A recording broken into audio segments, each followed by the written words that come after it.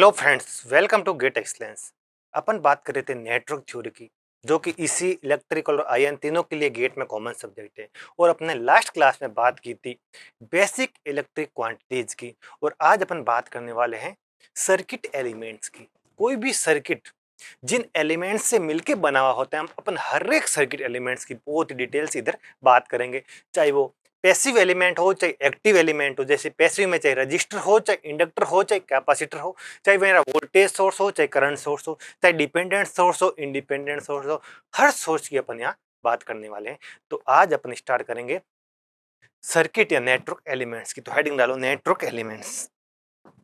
अपन यहाँ पर two types के नॉन नेटवर्क एलिमेंट्स की बात करेंगे। एक नेटवर्क एलिमेंट होता है एक्टिव और दूसरा होता है passive network element. There are two types of network elements. First network element जिसको बोला जाता है एक्टिव नेटवर्क एलिमेंट्स, और सेकंड नेटवर्क एलिमेंट्स जिसको बोला जाता है passive network elements. There are two types of network elements. First अपन बात करेंगे एक्टिव की और सेकंड अपन बात करेंगे पैसिव की। अब बात आती है एक्टिव किससे बोला जाता है और पैसिव किससे बोला जाता है। एक्टिव एलिमेंट्स उससे बोला जाता है, active elements is capable of generating energy. क्या होता है, एक्टिव एलिमेंट्स के पास कैपेसिटी होती है एनर्जी को जनरेट करने की, जबकि पैसिव एलिमेंट के पास एनर्जी को जनरेट करने की कैपेसिटी नहीं होती है। एनर्जी को कैसे जनरेट करते हैं, कभी कभी अपन को कंफ्यूजन होता है कि सर कैपेसिटर और इंडक्टर भी तो एनर्जी को डिलीवर करता है। बिल्कुल, वो एनर्जी को एब्जॉर्ब भी करता है, डिलीवर भी करता है। डिलीवर करना अलग बात है और एनर्जी को जनरेट करना अलग बात है। नेटवर्क अपन आगे जाके पढ़ेंगे।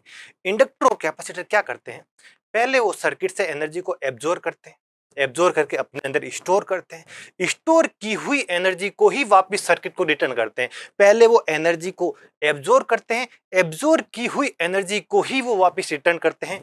उस कारण से ऐसे एलिमेंटों को एक्टिव एलिमेंट में नहीं रखा जाता। वो एनर्जी को जनरेट नहीं कर रहे हैं, पहले एनर्जी को एब्जॉर्ब कर रहे हैं और बाद में उसी को डिलीवर कर रहे हैं। तो ऐसा एलिमेंट, अगर कोई बोल रहा है आपको कोई एलिमेंट एनर्जी को डिलीवर करता है, तो वो एक्टिव होगा कि नहीं हो सकता। क्यों? डिलीवर करने का मतलब ये नहीं होता कि वो एनर्जी को जनरेट कर रहे हैं। एनर्जी जनरेट करना अलग अलग कंसेप्ट है, एनर्जी को डिलीवर करना अलग बात है। कैपेसिटर और इंडक्टर किसी भी नेटवर्क में लगे होंगे तो वो नेटवर्क से एनर्जी को एब्जॉर्ब भी कर सकते हैं और एनर्जी को डिलीवर भी कर सकते हैं। ये अपन आगे जाके पढ़ेंगे किस प्रकार एक कैपेसिटर एनर्जी को एब्जॉर्ब करता है और एनर्जी को डिलीवर भी करता है, लेकिन वो एनर्जी को जनरेट नहीं करता है। क्या? एनर्जी जनरेट करने की कैपेसिटी ओनली उन एलिमेंट्स के पास होता है जिसके पास सेल्फ एम्प्लीफिकेशन की प्रॉपर्टी होती है। इस प्रॉपर्टी पे आपको है ना जाना नहीं है, लेकिन ये टर्म आता है, जिनके पास सेल्फ एम्प्लीफिकेशन की प्रॉपर्टी होती है, जिन एलिमेंट वो अपने आप सेल्फ एम्प्लीफिकेशन की प्रॉपर्टी रखते हैं, उनको अपन एक्टिव एलिमेंट्स की श्रेणी में रखते हैं। जैसे अपना ओपेम, आपको कोई भी पूछे ओपेम क्या है, ओपेम इज एक्टिव एलिमेंट। आपको पूछे जनरेटर क्या है, generator is a active element. आपको पूछे कि बैटरीज क्या है, batteries is a active element. Register क्या है, पैसिव एलिमेंट। इंडक्टर क्या है, पैसिव एलिमेंट। एनर्जी को डिलीवर कर सकता है इंडक्टर, कैपेसिटर भी कर सकता है, लेकिन एनर्जी को जनरेट नहीं कर सकता। पहले वो एनर्जी को दूसरों से लेता है, ली हुई एनर्जी को वापस देता है। तो वापस देने का मतलब ये नहीं कि उसने खुद से जनरेट की है, खुद से कोई एनर्जी को जनरेट नहीं करता है। एनर्जी को जनरेट ओनली एक्टिव एलिमेंट करते हैं। तो अपन बात कर रहे थे एक्टिव एलिमेंट्स की, यानी जिन एलिमेंटों के पास सेल्फ एम्प्लीफिकेशन की प्रॉपर्टी होती है वो एक्टिव एलिमेंट्स की तरह ट्रीट करते हैं ये। और अपन बात कर रहे हैं जैसे इंडक्टर की, मैं है ना बात कर रहा था, इंडक्टर क्या करेगा, पहले एनर्जी को स्टोर करेगा। मान लो कोई इंडक्टर था जिसने 50 जूल एनर्जी को स्टोर कर दिया, तो वो एनर्जी डिलीवर करने एनर्जी है डिलीवर करेगा, तो कुछ फाइनाइट टाइम के लिए ही एनर्जी को डिलीवर कर सकता है। कब तक? जब तक उसकी एनर्जी खत्म ना हो जाए। एनर्जी खत्म होने के बाद उसके पास एनर्जी डिलीवरी की कोई कैपेसिटी नहीं रहेगी। जबकि मैं active element infinite time interval तक लगातार एनर्जी को डिलीवर कर सकता है। क्या? एक अपना जैसे इंडक्टर एक फाइनाइट टाइम के लिए ही एनर्जी को डिलीवर कर सकता है। वो उसने मान लो पहले 50 जूल एनर्जी को स्टोर किया, उसी स्टोर की हुई एनर्जी को कुछ मान लो 1 घंटे तक वो डिलीवर कर सकता है। लेकिन एक्टिव एलिमेंट एक इनफिनाइट टाइम इंटरवल तक एनर्जी को डिलीवर कर सकता है। तो एक्टिव किसे कहते हैं? वो एलिमेंट जिसके पास एनर्जी जनरेट करने की कैपेसिटी होती है, सेल्फ एम्प्लीफिकेशन की प्रॉपर्टी होती है जिसके अंदर, और जिसके अंदर थर्ड चीज इनफिनाइट टाइम तक एनर्जी डिलीवर करने की कैपेसिटी होती है, उनको एक्टिव एलिमेंट बोला जाता है। और जिन एलिमेंट्स में ये कैपेसिटी नहीं होती हैं उनको बोला जाता है पैसिव एलिमेंट। तो अपन इनका आगे जाके क्लासिफिकेशन करते हैं एक्टिव एंड पैसिव एलिमेंट्स। तो एलिमेंट्स को मैंने टू पार्ट में बांटा, एक्टिव एंड पैसिव। तो सबसे पहले मैं बात कर रहा हूं पैसिव एलिमेंट, जो अपन आगे जाके पढ़ेंगे। पैसिव एलिमेंट में आता है रजिस्टर, इंडक्टर एंड कैपेसिटर। इन तीनों पैसिव एलिमेंट की अपन बहुत ही डिटेल से स्टडी करने वाले हैं। आगे जाके स्पेशल हेडिंग डाल के पैसिव एलिमेंट की अपन चर्चा करेंगे। आज अपन बात करने वाले हैं एक्टिव एलिमेंट्स की, एक्टिव एलिमेंट्स को। और एक्टिव एलिमेंट्स किसे कहते हैं? सेल्फ एम्प्लीकेशन की प्रॉपर्टी होनी चाहिए, इनफिनाइट टाइम इंटरवल तक एनर्जी को डिलीवर करने की कैपेसिटी होनी चाहिए, और जो एनर्जी को जनरेट करने की कैपेसिटी होती है उसको बोला जाता है एक्टिव। तो एक्टिव एलिमेंट्स को टू पार्ट में डिवाइड करते हैं। सबसे पहले मैं करता हूं dependent active elements and independent sources. Dependent and independent. अब सबसे पहले अपन चर्चा करेंगे डिपेंडेंट एलिमेंट्स की। तो अपन एक्टिव एलिमेंट्स को अपन ने टू पार्ट में डिवाइड किया। फर्स्ट अपन किया था डिपेंडेंट सोर्सेज, सेकंड अपने किया था इंडिपेंडेंट सोर्सेज। अब अपन बात करने वाले हैं डिपेंडेंट सोर्सेज की। अपन डिपेंडेंट सोर्सेज की अब अपन चर्चा करेंगे। हेडिंग डालो डिपेंडेंट सोर्सेज। इसके अंदर अपन चार तरीके के सोर्सेज की बात करेंगे। फर्स्ट सोर्स की बात करेंगे वोल्टेज कंट्रोल्ड वोल्टेज सोर्स, फिर आता है करंट कंट्रोल्ड वोल्टेज सोर्स, फिर आता है वोल्टेज कंट्रोल्ड करंट सोर्स, और फोर्थ आता है करंट कंट्रोल्ड करंट सोर्स। चार तरीके के सोर्सेज की अपन को बात करनी है। दो तो है voltage source, voltage controlled voltage source है। कौन सा सोर्स? वोल्टेज। ये current controlled voltage source, voltage controlled current source और करंट कंट्रोल्ड करंट सोर्स। चाहे वो वोल्टेज सोर्स हो चाहे करंट सोर्स हो, अगर कोई अपना डिपेंडेंट सोर्सेस हैं तो उसको हमेशा एक डायमंड शेप में ही रिप्रेजेंट करते हैं। कैसे रिप्रेजेंट करते हैं? हमेशा एक डायमंड शेप में ही रिप्रेजेंट किया जाता है, चाहे वो करंट हो चाहे वोल्टेज हो।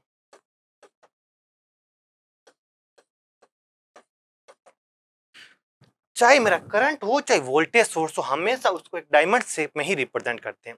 सबसे फर्स्ट मैं बात कर रहा हूँ वोल्टेज सोर्स की। ये भी मेरा एक वोल्टेज सोर्स है और ये भी अपना कैसा है? वोल्टेज सोर्स है। ये मेरा करंट सोर्स है और ये भी मेरा करंट सोर्स है। कुल मिला के अपन ने दो वोल्टेज सोर्स की बात करेंगे और दो करंट सोर्स की। फर्स्ट वोल्टेज सोर्स, इसको कंट्रोल, इसके मैग्नीट्यूड को कौन कंट्रोल कर रहा है? वोल्टेज कर रहा है, यानी इसको अपन लिखेंगे केवीएक्स। इसके मैग्नीट्यूड को कौन कंट्रोल कर रहा है? कोई करंट कंट्रोल कर रही है किसी ब्रांच की। इसको कौन कंट्रोल कर रहा है? वोल्टेज का कंट्रोल कर रहा है केआईएक्स। और इसको, अरे सॉरी, वोल्टेज कंट्रोल कर रहे हैं केवीएक्स, और इसको कौन कंट्रोल कर रहा है? करंट कंट्रोल कर रहा है, तो केआईएक्स। ये चार सोर्सेस हो गए। वोल्टेज सोर्स तो मैंने वोल्टेज सोर्स बना दिया, हमेशा अपन को डायमंड शेप में ही बनाना है, तो ये डायमंड शेप बना दिए चारों सोर्सेस।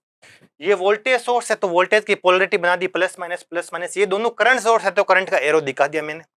ये वोल्टेज सोर्स है, इसको कंट्रोल कौन कर रहा है? इसके मैग्नीट्यूड को एक वोल्टेज कंट्रोल कर रहा है, तो मैंने लिख दिया केवीएक्स। जहां ये है ना के अपना के एक कांस्टेंट है।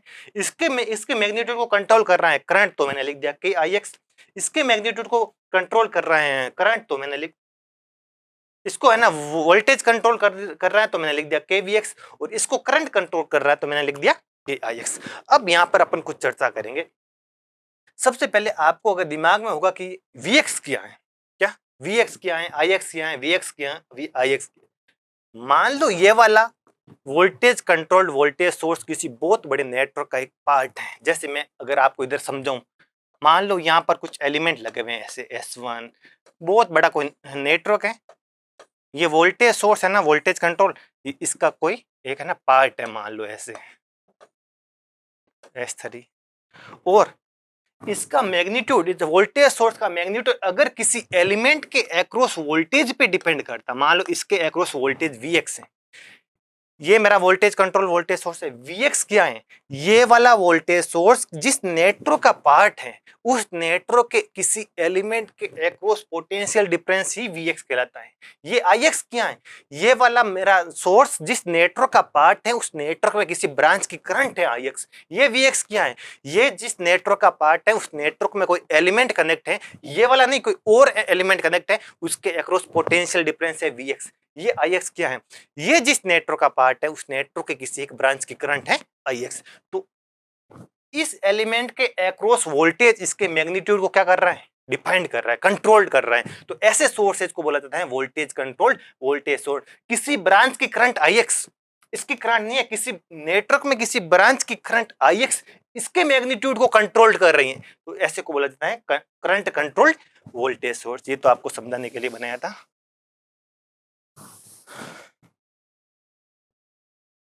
अब आप मेरे को बताओ इस के की यूनिट क्या है, इस के की यूनिट क्या है, इस के की यूनिट क्या है और इस के की यूनिट क्या है। सबसे पहले है कौन सा सोर्स, वोल्टेज सोर्स। Vx क्या है, वोल्टेज। तो वोल्टेज सोर्स आपस में यूनिट क्या होगी, बैलेंस होगी। तो यहां पर मेरा के होगा यूनिट लेस होगा। के अपना कैसा होगा, के अपना यूनिट लेस होगा। और यहां पर मेरे को बताओ है वोल्टेज सोर्स, यूनिट क्या होनी चाहिए, वोल्ट होना चाहिए। इधर क्या आ रहा है, करंट। करंट की यूनिट क्या होती है, एम्पियर। तो मेरे को बताओ इस पूरे की यूनिट वोल्ट लाने के लिए मेरे को है क्या करना पड़ेगा, के की यूनिट मेरे को रखना पड़ेगा वोल्ट पर एम्पियर। और करंट की यूनिट क्या है, एम्पियर। तो एम्पियर से एम्पियर आपस में कट होकर पीछे क्या बचेगा, वोल्ट। और वोल्टेज सोर्स की यूनिट वोल्ट ही होती है। तुम बताओ यहाँ पर के की यूनिट क्या आ जाएगी, के की यूनिट आ जाएगी वोल्ट पर एम्पियर। थर्ड मेरे को इधर बताओ है कौन सा, करंट सोर्स। यूनिट क्या होनी चाहिए इस टर्म की, एम्पियर। इसकी यूनिट क्या है, वोल्ट। तो मेरे को बताओ के की यूनिट क्या होनी चाहिए ताकि पूरे की यूनिट एम्पियर आ जाए। तो एम्पियर पर वोल्ट, वोल्ट से वोल्ट कट हो जाएगा, पीछे क्या बचेगा, एम्पियर। इधर है कौन सा सोर्स, करंट सोर्स। यूनिट क्या होनी चाहिए, एम्पियर। इस टर्म की यूनिट क्या है, आई एक्स की, एम्पियर। एम्पियर तो इससे मिल जाएगी अपन को। तो अपन को यहाँ पर के यूनिट लेस हो सकता है। ये अपना के यहाँ क्या मिल गया, अपना यूनिट लेस। तो ये चार तरीके के डिपेंडेंट सोर्स है, वोल्टेज कंट्रोल वोल्टेज सोर्स। यानी एक वोल्टेज सोर्स जिसका मैग्नीट्यूड, वो जिस नेटवर्क का पार्ट है उसमें कोई कनेक्टेड एलिमेंट है उसके अक्रॉस पोटेंशियल इसका मैग्नीट्यूड को कंट्रोल्ड कर रहा है। समझ में आ गया। करंट कंट्रोल का मतलब ये एलिमेंट, ये वाला मेरा वोल्टेज सोर्स जिस नेटवर्क का पार्ट है उस नेटवर्क में किसी ब्रांच की करंट इसके मैग्नीट्यूड को कंट्रोल्ड कर रही है। तो ये आपको समझ में आ गया होगा, ये आप ना नोट कर लो थोड़ी देर। और अब अपन बात करेंगे, कुछ एक्स्ट्रा बात करेंगे। तो आपने अभी मैंने बताया था, मान ले एक कोई वोल्टेज कंट्रोल करंट सोर्स है, sorry voltage control voltage source की बात कर रहा हूं मैं, वोल्टेज कंट्रोल वोल्टेज सोर्स। ये आपने यहां लिख दिया के वी एक्स।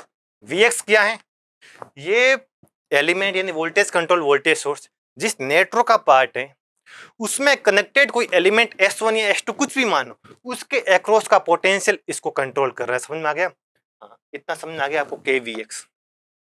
अब आगे अपन चर्चा करेंगे। तो आपने ये, मैं एक ऐसा सोर्स बना लूं, ए कांस्टेंट के under root of V X. बताओ ये कोई मैं, ये भी तो एक वोल्टेज कंट्रोल वोल्टेज सोर्स ही है, इसका भी तो मैग्नीट्यूड वोल्टेज ही तो कंट्रोल कर रहा है। लेकिन आपको ऐसा एलिमेंट, ऐसा वोल्टेज कंट्रोल वोल्टेज सोर्स किसी भी सर्किट में नहीं दिखेगा। नहीं दिखेगा तो क्यों नहीं दिखेगा, ये आपने कभी सोचा होगा। क्यों नहीं दिखता ऐसा नेटवर्क, हमेशा अपन को ऐसा ही क्यों दिखता, वीएक्स की पावर 3/2, वीएक्स की पावर अंडर रूट 1/2, वीएक्स की पावर मतलब वीएक्स इसको ये क्यों नहीं मिलता। ऐसे भी तो इसका भी मैग्नीट्यूड तो है ना वोल्टेज कंट्रोल कर रहा है, इसका मैग्नीट्यूड भी वोल्टेज कंट्रोल कर रहा है, इसका मैग्नीट्यूड भी वोल्टेज कंट्रोल कर रहा है, ये भी वोल्टेज सोर्स है, ये भी वोल्टेज सोर्स है। तो इसको भी बोला जाता है वोल्टेज कंट्रोल वोल्टेज सोर्स, इसको भी बोला जाता है वोल्टेज कंट्रोल वोल्टेज सोर्स। तो इसको अपन क्यों प्रेफर करते हैं, गेट के क्वेश्चन में हमेशा यही क्यों मिलता है, ये क्यों नहीं मिलता, क्यों नहीं मिलता, उसके पीछे कहानी। यहां पर ये क्या है, लीनियर रिलेशन है। क्या, इसका मैग्नीट्यूड, अगर मैं बात करूं तो इस सोर्स का मैग्नीट्यूड क्या है, केवीएक्स। और मेरे को बताओ m is proportional to vx, इसको क्या बोला जाता है, लीनियर रिलेशनशिप। ये सर्किट की लीनियरिटी को डिस्टर्ब नहीं करता है। सर्किट अगर ये एलिमेंट है तो सर्किट अभी भी क्या कहलाएगा, लीनियर ही कहलाएगा। आगे जाके अपन बात करेंगे। लेकिन इसका मैग्नीट्यूड कितना है, के अंडर रूट vx। तो m क्या आ जाएगा, m proportional to under root vx। ये मेरा क्या है, नॉन लीनियर रिलेशनशिप है। ये कैसा रिलेशनशिप है, ये मेरा लीनियर रिलेशनशिप है। ये कैसा है, अगर मैं इसको खींचूं अगर, तो मेरा एम वी एक्स का कुछ ऐसा ग्राफ मिलेगा। अगर मैं इसको खींचूं तो कुछ ऐसा मिलेगा। तो ये कैसा है, नॉन लीनियर रिलेशनशिप है। ये कैसा है, लीनियर रिलेशनशिप है। ये सर्किट को, ये सर्किट की लीनियरिटी को डिस्टर्ब करता है। सर्किट इसकी वजह से क्या होता है, नॉन लीनियर सर्किट हो जाता है। और अपन है ना नॉन लीनियर सर्किट का इधर अपन स्टडी करते नहीं है, करते तो है ओम्स लॉ अप्लाई करके अपन है कुछ भी कर सकते हैं, लेकिन सवाल क्या बन जाते हैं, थोड़ा डिफिकल्ट बन जाता है। इसी वजह से नेटवर्क थ्योरी में आपको है डायोड नहीं पढ़ाते। क्यों नहीं पढ़ाते, अगर मैं डायोड कनेक्ट करके नेटवर्क बनाऊंगा तो वो मेरा नेटवर्क कैसा हो जाएगा, नॉन लीनियर तो होगा। उस वजह से डायोड बीजेटी वाले नेटवर्क अपन सेपरेट पढ़ते हैं। तो ऐसे नेटवर्क को अपन सेपरेट नहीं पढ़ते, इनको तो अपन एलिमिनेट ही कर देते हैं। ये भी कैसा एलिमेंट है, ये भी डायोड की तरह एक नॉन लीनियर एलिमेंट है। ये कैसा है, एक नॉन लीनियर एलिमेंट है। कैसा एलिमेंट है, नॉन लीनियर। जबकि ये कैसा है, ये एक लीनियर एलिमेंट है। तो अपन हमेशा कभी कभी हेडिंग में आप अगर शादी को पढ़ोगे ना, तो साफ साफ लिखा हुआ है लीनियर डिपेंडेंट सर्किट एलिमेंट्स। कैसे, लीनियरली डिपेंडेंट सर्किट एलिमेंट्स, इनको बोला जाता है non linearly dependent circuit elements. ऐसे अपन के थ्योरी में नहीं है।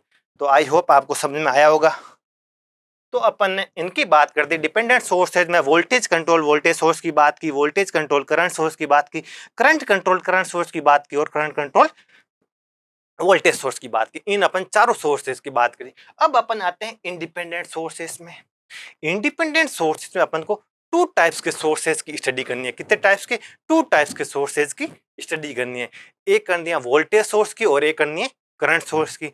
वोल्टेज सोर्स में दो कैटेगरी करेंगे अपन, एक ideal voltage source, second practical voltage source. Current source में एक आइडियल करंट सोर्स और एक प्रैक्टिकल। तो अपन यहाँ पर बात करेंगे, फर्स्ट अपन बात करेंगे आइडियल वोल्टेज सोर्स, और सेकंड अपन बात करेंगे आइडियल करंट सोर्स, थर्ड अपन बात करेंगे प्रैक्टिकल वोल्टेज सोर्स, और फोर्थ अपन बात करने वाले हैं प्रैक्टिकल करंट सोर्स।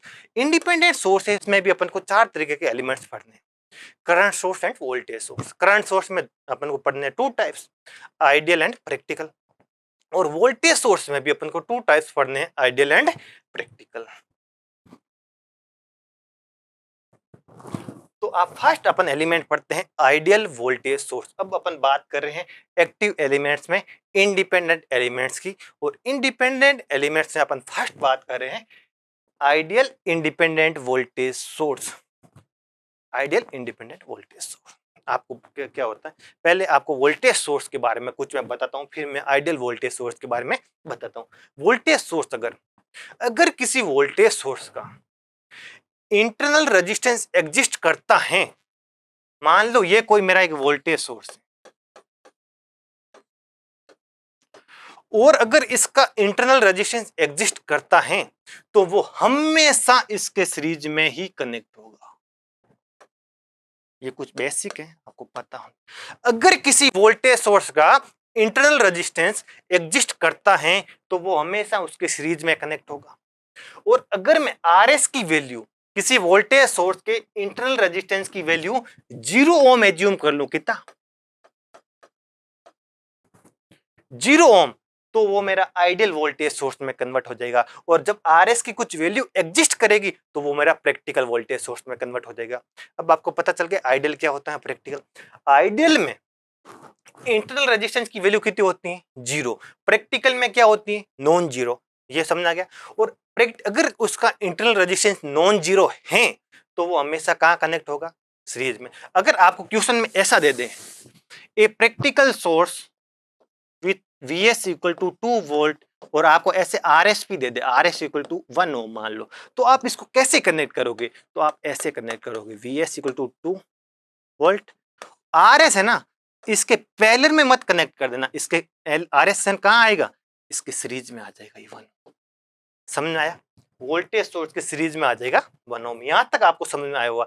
अगर किसी वोल्टेज सोर्स का इंटरनल रेजिस्टेंस एग्जिस्ट करता है तो वो हमेशा उसके सीरीज में कनेक्ट होता है। और आइडियल के केस में कितना हो जाता है, 0। और Rs इक्वल टू 0 ओम का आगे जाके अपन पढ़ेंगे। Rs इक्वल टू 0 ओम का मतलब होता है शॉर्ट सर्किट। क्या होता है, Rs इक्वल टू 0 ओम का मतलब होता है शॉर्ट सर्किट। इस वजह से मैंने यहाँ पर वो एलिमेंट ना लगा के शॉर्ट सर्किट कर दिया। ये आपको दिख रहा है शॉर्ट सर्किट, Rs ना लगा के इधर मैंने क्या कर दिया, शॉर्ट सर्किट कर दिया। और ये मेरे दो टर्मिनल हो गए, ये मेरा वोल्टेज V हो गया, और ये मान लो करंट कितनी हो गई, I करंट फ्लो हो रही है। यहां तक आपको समझ में आया। Rs इक्वल टू 0 ओम, और 0 ओम का मतलब होता है शॉर्ट सर्किट। आगे जाकर अपन पढ़ेंगे रजिस्टर, उसमें मैं आपको बताऊंगा कैसे Rs इक्वल टू 0 ओम का मतलब शॉर्ट सर्किट होता है, और Rs इक्वल टू इन्फिनिटी का मतलब ओपन सर्किट होता है। तो Rs इक्वल टू 0 ओम मतलब शॉर्ट सर्किट मैंने कर दिया। यहां तक आपको समझ में आया होगा। तो ये मैंने कर दिया शॉर्ट सर्किट। मान लो ये मेरा नेटवर्क है, ये मेरा मतलब है ना आइडियल वोल्टेज सोर्स है, और आप ऐसे एज्यूम करो कि इसके आगे एक बहुत बड़ा सा नेटवर्क कनेक्टेड है। वो मैं नेटवर्क बनाना यहाँ पर बना नहीं रहा हूँ सिंपलिसिटी के लिए। और आप ऐसे एज्यूम करो कि इसके आगे एक बड़ा सा नेटवर्क कनेक्टेड है। अगर ओपन होगा तो आई की वैल्यू कितनी हो जाएगी, 0। वो मैं नहीं, ऐसे एज्यूम करके चलो कि इसके आगे एक बहुत बड़ा नेटवर्क कनेक्टेड है। सिंपलिसिटी के लिए मैं उसको इग्नोर कर रहा हूं अभी। और ऐसे मत सोचना अगर ओपन है तो आई की वैल्यू तो सारा 0 हो जाएगी, 0 नहीं होगी। ऐसे एज्यूम करो कि इसके आगे बहुत बड़ा नेटवर्क कनेक्टेड है। इसका ये पोर्ट है, मान लो मैं इसको बोल लेता हूँ पोर्ट नंबर 1 और 1 मान लेता हूँ। और इसके अक्रॉस पोटेंशियल की ये मैं ले रहा हूँ पोलरिटी V। तो मेरे को बताओ V की वैल्यू क्या होगी। तो आपको केवीएल में आगे पढ़ाऊंगा, लेकिन केवीएल का एक स्टेटमेंट है, पैरेलल ब्रांचेज का वोल्टेज हमेशा क्या होता है, सेम होता है। तो ये वाला V और ये भी इसका पॉजिटिव पॉजिटिव से नेगेटिव से नेगेटिव से V की वैल्यू किसके इक्वल हो जाएगी, VS के इक्वल हो जाएगी। तो यहां लिखो V इक्वल टू,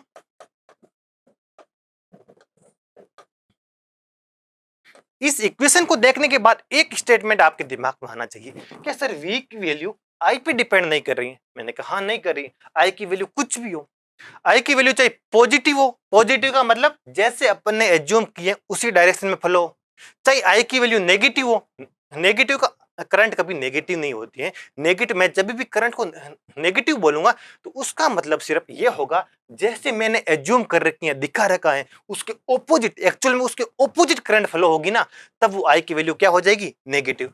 चाहे आई की वैल्यू पॉजिटिव हो, पॉजिटिव मतलब चाहे इसी डायरेक्शन में हो, चाहे आई की वैल्यू नेगेटिव हो, नेगेटिव मतलब करंट इस डायरेक्शन में फ्लो हो रही हो, और चाहे आई की वैल्यू 0 हो, कुछ भी हो, तीनों केस में मेरे V की वैल्यू क्या रहेगी, VS ही रहेगी। V की वैल्यू I पे डिपेंड नहीं करेगी। अगर मैं V और I का ग्राफ बनाऊं तो अपना V और I का ग्राफ कुछ ऐसा बनेगा, ये मेरा VI। I की वैल्यू ऊपर क्या होगी, I की वैल्यू पॉजिटिव, नीचे क्या होगी, I की वैल्यू नेगेटिव, और इधर मेरे I की वैल्यू कितनी मिलेगी, इधर अपना I इक्वल टू 0। चाहे I मेरा पॉजिटिव, चाहे I मेरा नेगेटिव, चाहे I मेरा 0, V की वैल्यू तो हमेशा क्या रहेगी, VS ही रहेगी। V equal to always VS। ये इसका IV ग्राफ हो गया। IV ग्राफ आपको समझ में आ गया होगा। तो मेरे को बताओ, ऊपर मेरा करंट क्या है, पॉजिटिव। करंट पॉजिटिव का मतलब क्या है, जैसे मैंने ये वोल्टेज सोर्स लिया है, अपन ने ऐसा वोल्टेज सोर्स लिया, ये वोल्टेज एज्यूम किया है, और ये करंट। तो I equal to positive, positive का मतलब क्या है कि करंट एक्चुअल में ऐसे ही फ्लो हो रही है। कैसे फ्लो हो रही है, इस डायरेक्शन में। और जब करंट पॉजिटिव से निकलती है तो मेरे को बताओ एनर्जी को एब्जॉर्ब करेगा, डिलीवर करेगा, तो एनर्जी को डिलीवर करेगा, पावर को डिलीवर करेगा। तो मैंने ऊपर क्या लिख दूंगा, इट डिलीवर्स पावर।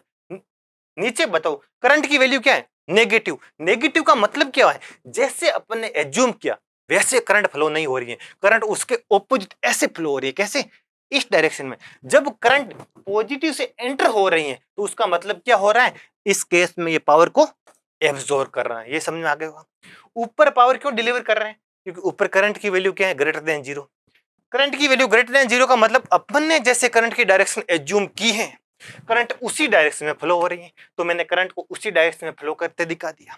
तो अगर करंट ऐसे ही फ्लो हो रही है तो मतलब पॉजिटिव से करंट क्या हो रही है, निकल रही है। और जब पॉजिटिव से करंट निकलती है तो मेरा पावर को क्या करता है, डिलीवर करता है। और यहां पर करंट क्या मिल रही है, नेगेटिव।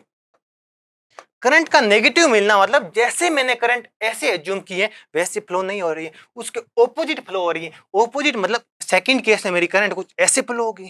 करंट ऐसे फ्लो होगी तो मेरे को बताओ पॉजिटिव से करंट क्या करेगी, एंटर करेगी। उस केस में ये आइडियल वोल्टेज सोर्स पावर को क्या करेगा, एब्जॉर्ब करेगा, और इस केस में क्या करेगा, पावर को डिलीवर करेगा। तो आई होप आपको आइडियल वोल्टेज सोर्स का अच्छा खासा आइडिया आ गया होगा। अब अपना सेकंड बात करते हैं, practical dependent voltage source. Practical voltage source मैंने बताया था, आइडियल और प्रैक्टिकल में क्या फर्क होता है, आरएस का। इसका कुछ ना कुछ इंटरनल रेजिस्टेंस एग्जिस्ट करता है, और आइडियल के केस में आरएस की वैल्यू कितनी हो जाती है, 0 हो जाती है। तो ये अपना है वोल्टेज सोर्स, ये इसका इंटरनल रेजिस्टेंस, ये इसका कोई मैं मान लेता हूँ पोर्ट 1 डैश, ये पॉजिटिव, ये मैंने वोल्टेज एज्यूम कर लिया V, और ये मेरा VS, और ये मेरी करंट कितनी फ्लो हो रही है, I। तो मेरे को बताओ, एक मैं आपको और बेसिक बताता हूँ। अभी मैंने आपको केवीएल नहीं पढ़ाया, लेकिन एक कुछ ऐसा, आपको केवीएल तो 12th में पढ़ा ही होगा। मान लो ये कोई S1 एलिमेंट है, ये कोई S2 एलिमेंट है, और ये कोई एक पोर्ट है, मान लो ऐसे मैं मान लेता हूँ 1 और 1 डैश, और मेरे को ये वोल्टेज फाइंड आउट करना है। कौन सा वोल्टेज? ये वोल्टेज फाइंड आउट करना है।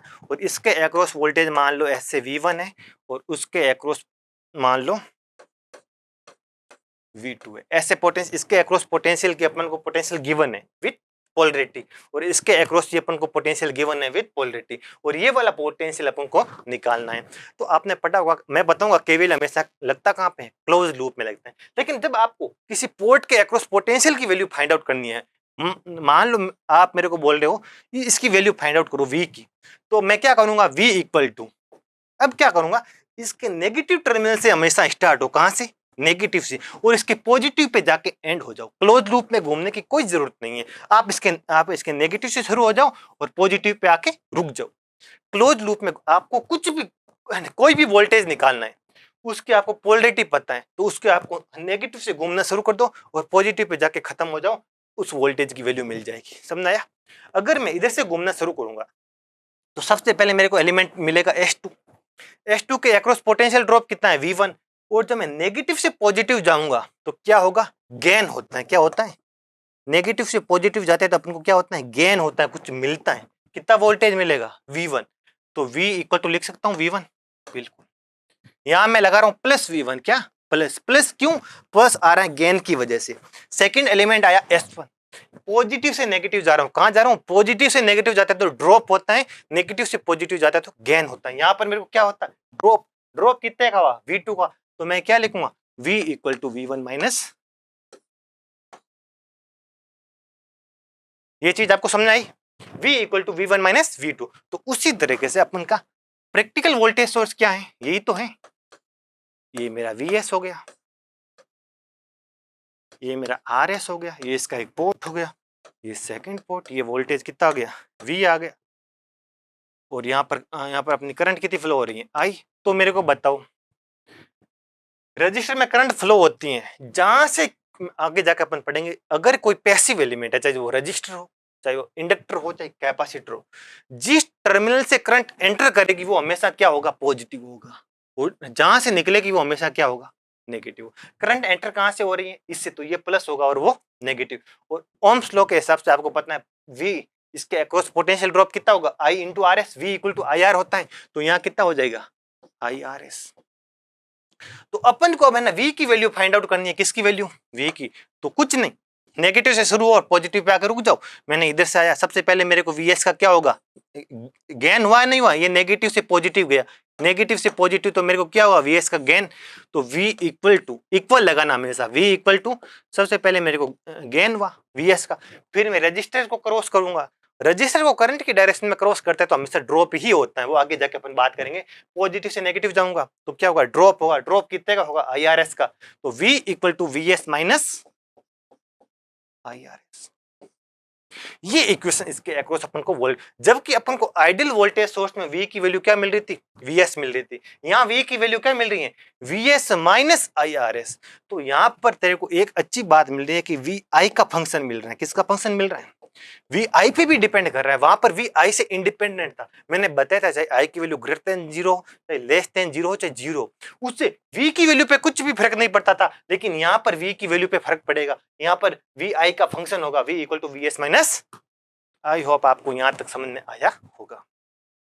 तो VI का फंक्शन है, ये इक्वेशन मरी। यहां से अगर मेरे को I की वैल्यू निकालनी है तो मैं निकालूंगा, कैसे निकालूंगा? अब मैं इसको हटा दूं वोल्टेज सोर्स को। अब मेरे को ये इक्वेशन मिली है, यहां से अगर मेरे को I की वैल्यू फाइंड आउट करनी है तो मैं निकालूंगा कैसे I की वैल्यू? उसको इधर लाऊंगा,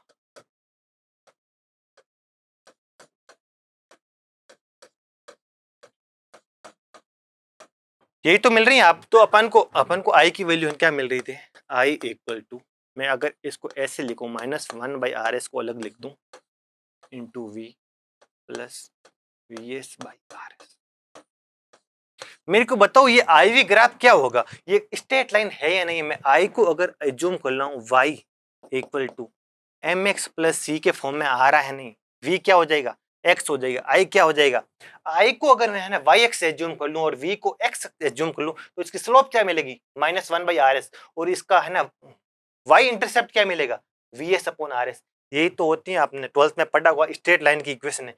तो अब मेरा IV ग्राफ है ना, देखो आइडियल के केस में तो क्या मिल रही थी, एक वर्टिकल लाइन मिल रही थी, और इस केस में एक स्ट्रेट लाइन मिल रही है जिसकी स्लोप मिल रही है कुछ ना कुछ। अगर मैं इस ग्राफ को अगर मैं रिप्रेजेंट करने की कोशिश कर रहा हूँ, वाई एक्स कौन सा है, आई, एक्स एक्स कौन सा है, मेरा वोल्टेज, वाई इंटरसेप्ट कितना है, V S upon R S, और V S upon R S कुछ ना कुछ क्या होगी, पॉजिटिव क्वांटिटी होगी, तो इधर ये अपना we S upon R S. Slope क्या मिल रही है, स्लोप क्या होगी, अगर मैं स्लोप की बात कर रहा हूँ, स्लोप कितनी होगी, -1/RS, और ये स्लोप क्या, नेगेटिव स्लोप। अगर मेरी पॉजिटिव स्लोप होती तो ये ग्राफ ऐसे जाता, नेगेटिव है तो ऐसे जाएगी। कैसे ग्राफ बनेगा, स्लोप को अपन ऐसे लिखते, इसकी स्लोप क्या है, -1/RS, ये अपना क्या हो गया, VS/RS, स्लोप क्या होगी। अब मेरे को बताओ, ये इस है ना v वाली अक्ष जिसको अपन x अक्ष बोलते हैं, x अक्ष को है ना कहाँ पे कट करेगा, x अक्ष को कहाँ पे कट करने का, उसकी वैल्यू फाइंड आउट करने के लिए अपन क्या करते हैं, y की वैल्यू कितनी रखते हैं, 0। तो अपन v अक्ष को कहाँ कट करेगा, उसके लिए i की वैल्यू मैं कितना पुट करूंगा, 0। जब i की वैल्यू 0 पुट करूंगा तो RS है ना 0 की साइड चला जाएगा, और v की वैल्यू किसके इक्वल में मिल जाएगी, VS के। तो ये v अक्ष को कहाँ कट करेगा, VS पे, v अक्ष को कट करेगा VS पे। इसको मैंने यहाँ पर मैंने v को वैल्यू फाइंड आउट करनी थी, तो मैंने i की वैल्यू कितनी पुट कर दी, 0, और यहाँ मेरा ये इंटरसेप्ट मिल रहा है VS अपॉन RS, ये मेरा y इंटरसेप्ट मिल गया। तो ये एक प्रैक्टिकल करंट सोर्स का IV ग्राफ होता है, आपके दिमाग में होना चाहिए, और ये उसकी इक्वेशन होती है IV इक्वेशन, और अपन को पता है उसका वोल्टेज फंक्शन होता है I का, और ये इक्वेशन आपको स्ट्रेट लाइन की पता होनी चाहिए, y = mx + c IV graph, जिसका है ना y इंटरसेप्ट हो जाएगा VS अपॉन RS, तो ये हो गया y intercept VS upon RS। उसकी स्लोप हो जाएगी, जो स्लोप क्या है, नेगेटिव, तो उसकी वजह से ऐसे आ गया नीचे। और ये अपना है ना v अक्ष को कहाँ कट करेगा, उसलिए मैंने v को है कहाँ कट करेगा, तो i की वैल्यू कितनी पुट कर दी, 0। जब i की वैल्यू 0 पुट करके v की वैल्यू फाइंड आउट करूंगा तो v की वैल्यू क्या मिलेगी अपन को, VS मिलेगी।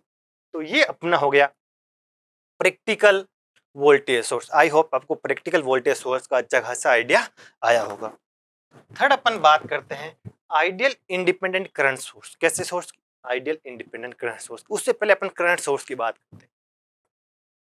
अगर किसी करंट सोर्स का इंटरनल रेजिस्टेंस एग्जिस्ट करता है तो वो हमेशा उसके पैरेलल में कनेक्ट होता है। कहां कनेक्ट होता है, अगर किसी करंट सोर्स का इंटरनल रेजिस्टेंस एग्जिस्ट करता है तो वो हमेशा उसके पैरेलल में ही कनेक्ट होता है।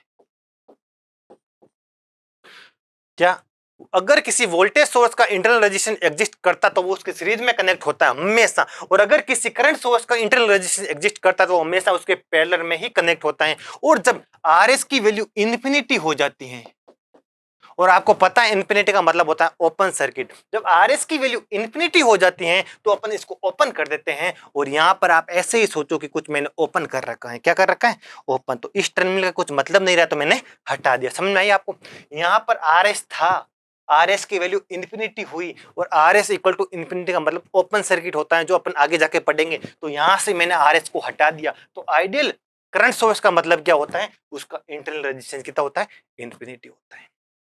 तो यहां पर अगर इस पोर्ट का अगर मैं पोटेंशियल एज्यूम करूं V, और इसमें अगर मैं करंट एज्यूम कर लेता हूं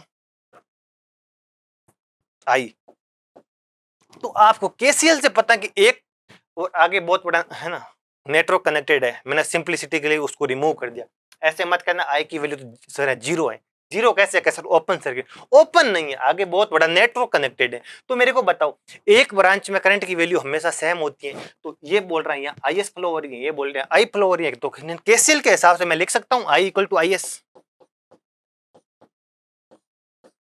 और इस इक्वेशन से एक चीज मेरे को समझ में आ गई कि I की वैल्यू V पे डिपेंड नहीं कर रही है। I की वैल्यू V से क्या है, इंडिपेंडेंट है। I की वैल्यू V पे, V की चाहे वैल्यू पॉजिटिव हो, पॉजिटिव का मतलब जैसे मैंने पोलरिटी मानी है उसी हिसाब से आ रही हो, और V की वैल्यू चाहे नेगेटिव हो, मतलब ऐसे ऑपोजिट पोलरिटी में आ रहा हो, और चाहे V की वैल्यू पोटेंशियल ड्रॉप इसके अक्रॉस है ना 0 हो, कुछ भी हो, I की वैल्यू हमेशा कितनी रहेगी, IS ही रहेगी। तो मैंने I की वैल्यू हमेशा कितनी रखी, IS ही रखी। V की वैल्यू यहाँ चाहे पॉजिटिव हो, V की वैल्यू लेस देन 0। देखो अपन ने V की वैल्यू है ना पोलरिटी ऐसे माननी है, तो V पॉजिटिव मतलब ऐसे मैं मान लेता हूं V = 5। V = 5 का मतलब क्या हो गया, ये सॉरी ये अपना करंट सोर्स था, और ये अपने अज्यूम क्या था V, ये अगर 5 है, मान लो ये 5 वोल्ट है, कितना वोल्ट है पॉजिटिव, मतलब मैंने पॉजिटिव में कुछ एज्यूम कर लिया 5 वोल्ट। तो मेरे को बताओ ये सोर्स है, इससे करंट पॉजिटिव से निकल रही है एंटर हो रही है, तो आप इसके अक्रॉस पोटेंशियल है 5 वोल्ट, करंट मान, करंट की वैल्यू तो मान लेते हैं IS है, करंट IS है और इसके अक्रॉस पोटेंशियल कितना है 5 वोल्ट। जब पॉजिटिव पोटेंशियल होगा तब ये एनर्जी को क्या करेगा, डिलीवर करेगा या नहीं करेगा। उस टाइम देख लो करंट है ना पॉजिटिव से लिव हो रही है, करंट ऐसे फ्लो हो रही है, करंट ऐसे फ्लो हो रही है मतलब पॉजिटिव टर्मिनल से करंट निकल रही है, तो ये इस टाइम एनर्जी या पावर को क्या कर रहा है, डिलीवर कर रहा है। VS की वैल्यू नेगेटिव, नेगेटिव का क्या मतलब हुआ, ये मान लो मेरा करंट सोर्स है जिसकी वैल्यू कितनी है IS है, और इसके एक्रॉस पोटेंशियल अपने एज्यूम कैसे किया ऐसे, और ये अगर 5 वोल्ट है और अपन ने अगर VS ऐसे एज्यूम किया और अपन को है ना VS की वैल्यू अगर नेगेटिव मिल रही है, -5 वोल्ट मिल रही है, VS की वैल्यू जब अपन को नेगेटिव मिल रही है, तो -5 वोल्ट का मतलब क्या है कि इनकी पोलरिटी चेंज कर दो। -5 वोल्ट को +5 वोल्ट में कन्वर्ट करने का एक तरीका है कि ये मेरा क्या हो, कौन सा टर्मिनल हो जाएगा, ये मेरा पॉजिटिव हो जाएगा और ये मेरा नेगेटिव, और 5 वोल्ट ऐसे आ जाएगा। इस टाइम मेरा 5 वोल्ट कैसे आएगा, ऐसे आएगा, और करंट कैसे फ्लो हो रही है ऐसे, करंट मेरी पॉजिटिव टर्मिनल से क्या हो रही है, एंटर हो रही है, तो इस कंडीशन में मेरा पावर को क्या करेगा, ये source ideal current source power को एब्जॉर्ब करेगा। ये आपको चीज समझ में आई होगी। अब अपन बात करते हैं practical, practical dependent current source की बात करेंगे अब अपन। प्रैक्टिकल इंडिपेंडेंट करंट सोर्स में क्या होता है, ये अपना करंट सोर्स और इसका कुछ ना कुछ इंटरनल रेजिस्टेंस एग्जिस्ट करेगा, और इसके इसके पोर्ट के अक्रॉस पोटेंशियल क्या हो गया V, और मान लो इसमें करंट फ्लो हो रही है I, तो अपन है ना KVL के हिसाब से लगा सकते हैं, पैरेलल ब्रांचेज में वोल्टेज कितना होता है, सेम होता है, तो ये V है तो ये भी कितना होगा V, और ओम्स लॉ के हिसाब से इसमें अगर मैं करंट I एज्यूम कर लेता हूं, तो I की वैल्यू क्या मिलेगी अपन को, V/RS, समझ आया, ये करंट होगी V/RS, ये अपन I हो गई, और ये मेरी करंट क्या हो जाएगी IS। अगर मैं इधर KCL लगाता हूं, तो अगर मैं KCL लगाऊंगा मेरी I की वैल्यू है ना, I की वैल्यू अपन को है ना क्या मिलेगी, I आउट गोइंग है, और सॉरी ये I है तो मैं इसको I1 एज्यूम कर लेता हूँ, I आउट गोइंग है प्लस I1 भी आउट गोइंग है, और इनकमिंग कितनी है equal to IS। Outgoing current equal to incoming current मैंने कर दिया। अब मेरे को I की वैल्यू निकालनी है, तो मैं I की वैल्यू कैसे निकालूंगा, I equal to -I1 plus IS, और I1 की वैल्यू में, ये मेरा I1 की वैल्यू अगर उधर पुट करता हूं तो I की वैल्यू मेरे को क्या मिलेगी, -V/RS प्लस IS, ये अपन को IV रिलेशनशिप मिल गया। और इस इक्वेशन से अपन को ये पता चलता है कि I की वैल्यू V पे क्या कर रही है, डिपेंड कर रही है, जबकि आइडियल करंट सोर्स में I की वैल्यू V पे डिपेंड नहीं कर रही थी, यहाँ पर I की वैल्यू V पे डिपेंड कर रही है। अगर मैं इस इक्वेशन की एनालिसिस करूं तो आपको इक्वेशन क्या मिली, I equal to -1/RS into V plus IS। ये इक्वेशन किसकी है, वो स्ट्रेट लाइन, अगर मैं इसको है ना y एक्स एज्यूम कर लूं तो ये मेरे क्या हो जाएगी, mx v क्या हो गया x प्लस ये क्या हो गया y इंटरसेप्ट। अगर मैं इसका ग्राफ बनाऊं तो ग्राफ कुछ ऐसा बनेगा, ये मेरा ix हो गया, ये मेरा क्या हो गया vx हो गया, और मेरा y इंटरसेप्ट क्या मिल रहा है is कुछ ना कुछ है पॉजिटिव क्वांटिटी है, तो ये मेरा is हो गया। फिर मेरे को स्लोप क्या मिल रही है, नेगेटिव मिल रही है, -1/RS, तो कुछ ऐसा ग्राफ होगा। ये मैं स्लोप बना, अगर m इक्वल टू -1/RS। अगर मेरे को ये पता करना कि ये v अक्ष को है ना कहाँ पे कट कर रहे हैं, तो मैं I की वैल्यू कितना पुट करूंगा 0, और यहाँ से अगर मैं v की वैल्यू निकालूंगा तो v की वैल्यू अपन को क्या मिलेगी IS इंटू RS। ये एक प्रैक्टिकल करंट सोर्स का IV ग्राफ हो गया, ये उसका IV रिलेशनशिप हो गया जो कि एक स्ट्रेट लाइन है। तो अपन ने आज ideal voltage source, practical voltage source और ideal current source and practical current source की बात की है, और अपन कल की क्लास में बात करने वाले हैं सबसे मोस्ट इंपॉर्टेंट टॉपिक जिनको बोला जाता है पैसिव एलिमेंट्स। रजिस्टर की बात करेंगे, इंडक्टर की बात करेंगे, कैपेसिटर की बात करेंगे। तो इस लेक्चर के लिए इतना ही। Thank you so much.